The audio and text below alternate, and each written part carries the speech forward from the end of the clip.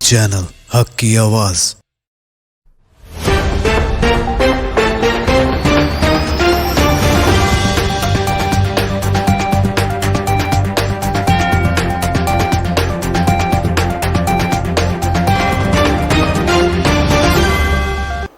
अस्सलाम वालेकुम नाज़रीन, सिटी इंडिया न्यूज़ के बैनुल अक़वामी खबरों के बुलेटिन मंजर आलम की खबरों में सबसे पहले देखेंगे हदीस शरीफ।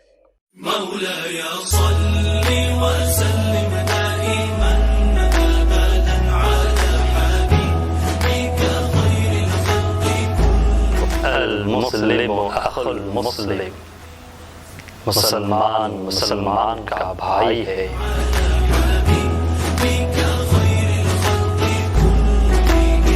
ना कोई आप जैसा होगा, ना कोई आप जैसा था। रुख करेंगे आज की अहम और तफसीली खबरों की जानिब। कोरोना और गैर मुसलमानों की खबरों की रिपोर्टिंग को लेकर चीन ने सख्त रुख अपनाते हुए BBC की नशरियात पर पाबंदी आयद कर दी है। इसी दौरान BBC ने बताया कि इस पाबंदी की वजह चीन में कोरोना वायरस की वबा और अक़लियती गैर मुसलमानों के इस्तेहसाल से मुताल्लिक़ रिपोर्टिंग करना है, जिसके लिए चीन की हुकूमत ने मुल्क भर में BBC वर्ल्ड न्यूज़ के टेलीविज़न और रेडियो नशरियात पर पाबंदी आयद कर दी है। BBC ने कहा कि चीन की हुकूमत के इस फैसले से वो हमें मायूसी हुई है। ख्याल रहे कि हाल ही में बरतानिया ने चीन के सरकारी चैनल्स CGT और CGTN China global television network का लाइसेंस मनसूख कर दिया था।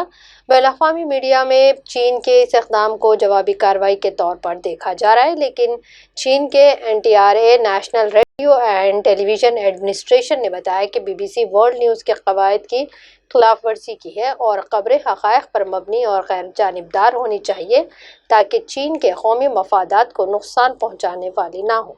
इसलिए मुल्क में 1 साल के लिए BBC की दरख्वास्त कबूल नहीं की जाएगी।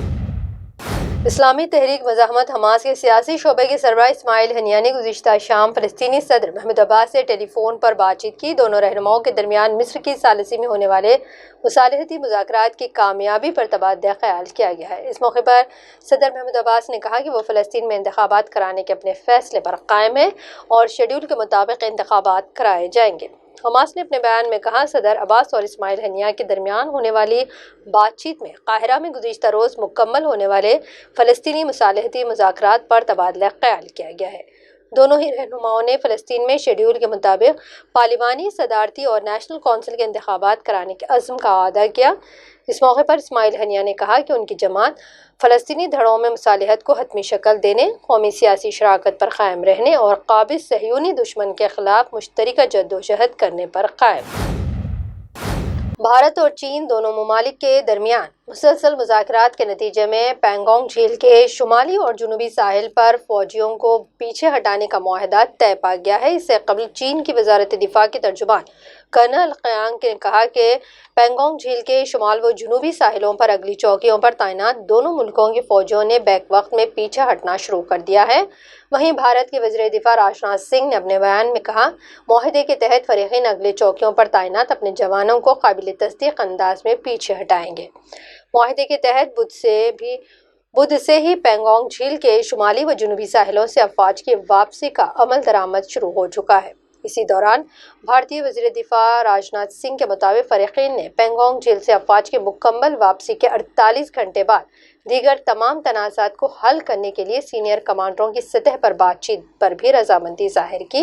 याद रहे कि राजनाथ सिंह ने गुज़िश्ता बयान में कहा, भारत की 38,000 मरबा किलोमीटर ज़मीन पर चीन ने नाजायज़ कब्ज़ा कर रखा है, लेकिन वो अपनी 1 इंच ज़मीन भी नहीं छोड़ेंगे। दूसरी जानिब चीन के मौक़िफ़ है कि इसने किसी भी मुल्क की 1 इंच ज़मीन पर भी कब्ज़ा नहीं किया और इसकी फ़ौज ने कभी सरहद अबूर नहीं की।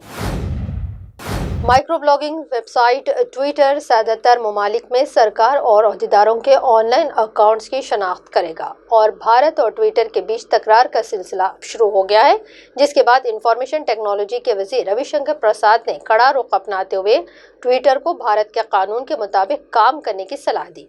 भारतीय हुकूमत और ट्विटर के बीच बढ़ती तकरार के बाद जुमेरात की रात वज़ारत IT के सेक्रेटरी और ट्विटर के अहदेदारों के बीच एक मीटिंग मुनक़िद की गई।